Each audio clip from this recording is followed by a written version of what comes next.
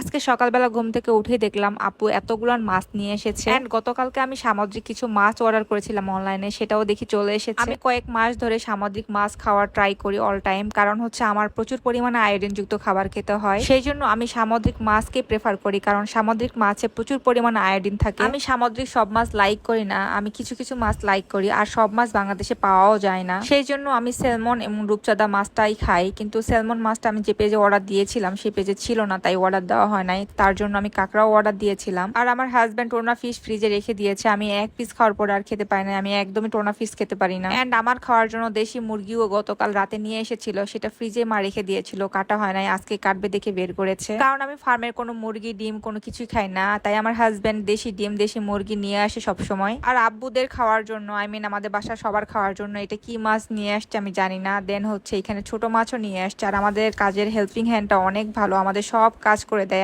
মাছ কাটা থেকে শুরু করে সবকিছুই করে দেয়।